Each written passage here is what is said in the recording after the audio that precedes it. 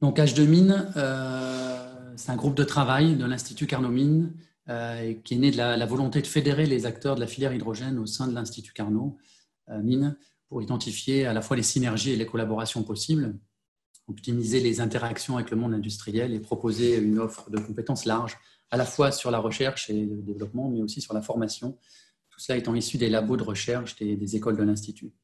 Le groupe est né en fait en mars 2016, sur la base du noyau fédéré en 2005 dans le cadre d'un projet du groupe des écoles des mines qui portait sur l'hydrogène et les piles à combustible. Les activités de recherche dans nos écoles, elles remontent bien au-delà de 2016, même de 2005, puisqu'elles sont démarrées dans les années 90, réellement avec le projet européen Fever et le développement du premier véhicule pile à combustible avec Renault. Donc H2Mines aujourd'hui, qu'est-ce que c'est? 19 laboratoires ou centres de recherche de 8 écoles d'ingénieurs, donc les écoles des mines, Albi, Alès, Douai, Nantes, Paris et Saint-Étienne, plus l'ENSTA ParisTech et Sigma Clermont.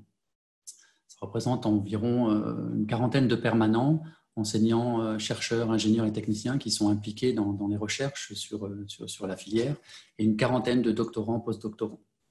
En 2020, c'est aussi 21 projets de recherche menés en partenariat avec les acteurs de la filière et financés à hauteur de 8 millions d'euros, tout projet positionné sur toute la chaîne de valeur de la filière. On en a parlé, production d'hydrogène, stockage et distribution, usage et développement durable. Et puis, bien sûr, à côté de cette activité contractuelle très conséquente, les enseignants-chercheurs du groupe publient aussi très raisonnablement. On a fait le bilan là, sur les 6 dernières années, 180 publications liées au domaine de la filière hydrogène. Alors pour la présentation d'aujourd'hui, on a privilégié un format court pour les présentations. Donc, je n'aurai pas le temps de rentrer dans le détail de toutes nos activités. L'objectif, c'est de dresser un panorama un peu général. Donc, comme dit précédemment, bien sûr, sans aborder tous les aspects, nos activités de recherche sont positionnées sur l'ensemble de la chaîne de valeur de la filière hydrogène, donc de la production à l'utilisation en passant par le stockage et la distribution. Donc, selon les cas et les verrous à lever, on peut apporter des réponses à différents niveaux, matériaux, composants ou procédés systèmes, via de la recherche expérimentale et ou modélisation. On a effectivement la plupart du temps à cœur de tenir les deux bouts de la chaîne, du matériau nanotexturé par exemple, au système, et entre simulation et expérimentation. Donc je peux détailler un peu chacune des voies qui sont précisées sur ce transparent. En matière de production, nous concentrons nos efforts sur les procédés sans émission nette de CO2. Donc par électrolyse de l'eau, bien sûr, haute température, basse température, photoélectrolyse, quelque chose d'un peu plus amont, et puis réformage, pyrolyse, gazéification de la biomasse pour ne pas se limiter à l'eau comme ressource d'hydrogène. Et puis une des spécificités aussi, un des fleurons de notre recherche, le craquage plasma du méthane, qui permet de produire donc de l'hydrogène sans émission de CO2, donc coproduction carbone solide et hydrogène. Alors quand les sources d'hydrogène sont carbonées, il faut souvent le purifier pour pouvoir alimenter les piles à combustible, notamment basse température. Donc on regarde les procédés de purification tels que les procédés PSA ou les procédés de purification électrochimique par exemple. Et pour le suivi et le contrôle des procédés, on développe des capteurs de gaz pour le contrôle des concentrations donc en hydrogène, CO par exemple. Pour ce qui est du stockage, donc des modes très diversifiés sont étudiés, là, matériaux divisés, réservoirs haute pression, assez classiquement, et peut-être plus spécifiquement les cavités salines, de manière à répondre aux besoins à différentes échelles pour les applications portables, mobilité ou le couplage ozonnaire, par exemple, et le stockage saisonnier. Donc, on s'intéresse à différents vecteurs, liquides notamment, vous en avez parlé, je crois, donc les LOHC ou les ressources azotées de type ammoniac. Donc, cela fait le lien avec le domaine de la distribution, qui est notamment abordé via la protection chez nous de conduite de gaz. Les usages, enfin, historiquement, les premières études ont porté sur les systèmes PEMFC avec le projet Fever, je l'ai mentionné en introduction. Elles se sont ensuite rapidement diversifiées pour s'étendre aux piles haute température. Dans Fever, on parlait de PEMFC, à la production de combustible de synthèse, au power to gas, et plus récemment à la rétroconversion du CO2, par exemple. Donc, la combustion est également un axe de recherche qu'on regarde, et nous avons bien noté que ce mode de conversion est présent et de plus en plus visible dans les feuilles de route que vous avez présentées notamment aujourd'hui, à la fois feuilles de route de France Hydrogène et de Hydrogen Europe Research. Donc là aussi, on apporte des développements à la fois systèmes et matériaux, en proposant des innovations technologiques d'une part et des nouveaux matériaux dans les cœurs de pile, par exemple. Alors, une des forces du groupe H2Mines, c'est également de pouvoir bénéficier de compétences reconnues en sciences économiques et sociales qui peuvent être mobilisées au profit de la filière. Donc, ce qu'on regroupe, nous, dans notre groupe, sous le terme de, je le disais tout à l'heure, développement durable, avec des études sur l'ACV, des études de risque, synergie éco-industrielle, développement dans les territoires, bien sûr, cartographie des enjeux et débats, prospective, etc. En quelques mots, donc, pour résumer, une offre très variée et très complémentaire répartie sur l'ensemble des centres de recherche de l'Institut Carnot. Donc, on appuie en fait toutes ces recherches on s'appuie pour faire toutes ces recherches sur des plateformes expérimentales remarquables et parfois même uniques, pour n'en citer que quelques-unes, et pour reprendre la même classification que sur la diapo précédente. Donc, en termes de production, je pourrais citer l'unité pilote Valtera qu'on utilise qu'on a développée pour la production d'hydrogène par pyrolyse de bois ou de mélange bois-plastique, par exemple, donc avec un lien direct avec la valorisation des déchets. La torche plasma, ici à Sofia, pilote triphasé, plasma triphasé de 250 kW pour la coproduction de noir de carbone et d'hydrogène. En termes de stockage, je mettrai en avant le pilote de stockage assez original qui permet de reproduire le comportement thermodynamique d'une cavité de stockage saline ou minée, parce qu'elle est soumise à des cycles d'injection et de soutirage. Sur les usages, un laboratoire hydrogène qui permet de tester des systèmes jusqu'à une dizaine de kilowatts, et dans certaines conditions, même en conditions continues, en opération 24 heures sur 24, 7 jours sur 7. Je l'ai dit, on s'intéresse aux matériaux, donc on dispose entre autres d'un équipement original pour le développement de matériaux aérogels avec une boucle de séchage au CO2 supercritique. Bon, et puis je parlerai pas en détail, mais puisque ça sera abordé tout à l'heure, le démonstrateur Power-to-Gas Minerve également, qui fera l'objet d'une des interventions d'aujourd'hui. Donc quelques technologies innovantes sont issues de nos labos, par exemple les concepts SOFC monochambre ou Ideal Cell, ou la recirculation passive, par exemple, dont on parlera tout à l'heure également, les échantillonneurs Rolsi, etc. Pour aller encore plus loin sur tout cela, bien sûr, je vous inviterai à prendre contact avec les spécialistes qui sont chez nous.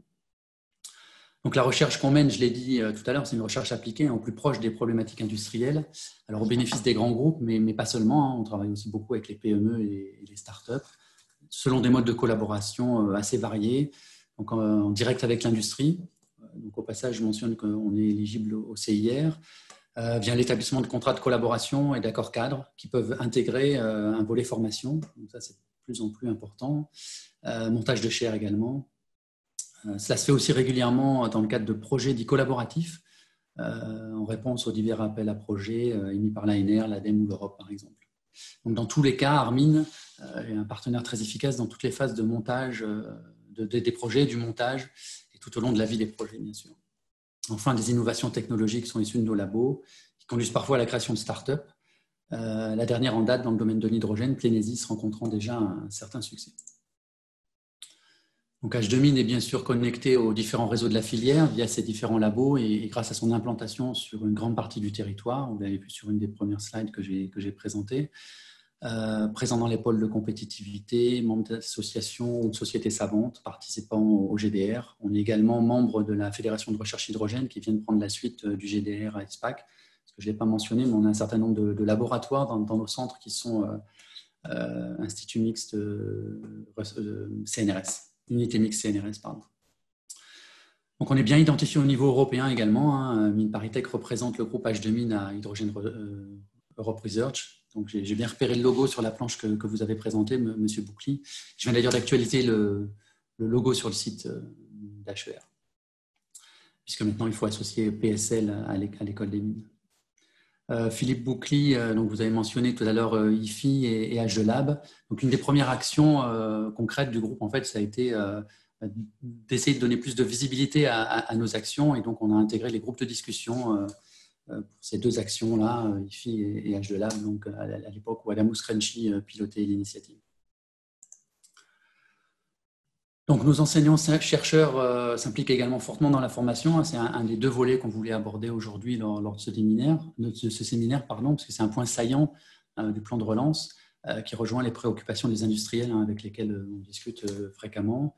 Donc, on forme dans nos écoles essentiellement des ingénieurs et des docteurs, formation par la recherche avec des thèses bien sûr, la plupart du temps proposées dans le cadre de projets de recherche avec l'industrie, ce qui permet d'essaimer ensuite dans le tissu industriel.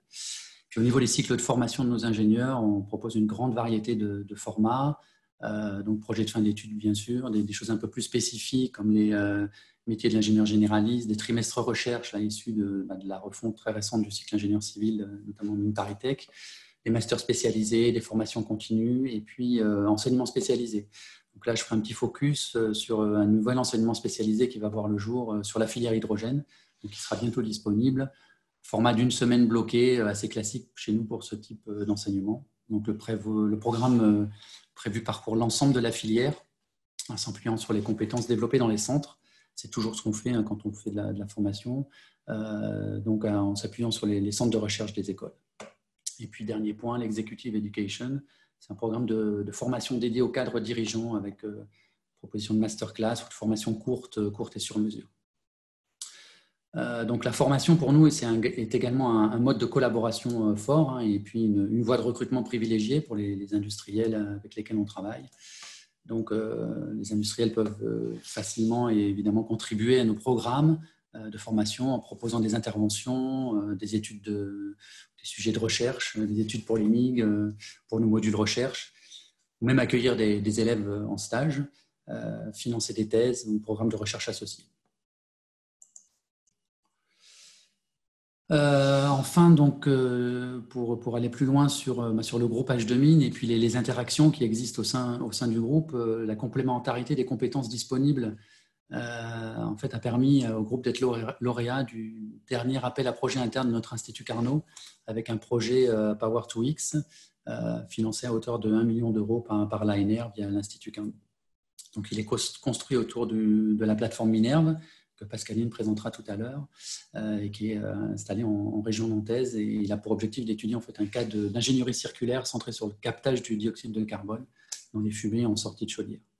Donc, le projet intègre des aspects production d'hydrogène, de méthane, stockage et détection de gaz, intégration dans les réseaux de gaz et d'électricité, sans oublier le volet développement durable qui nous est cher, avec des études ACB, analyse de risque, synergie éco-industrielle et controverses.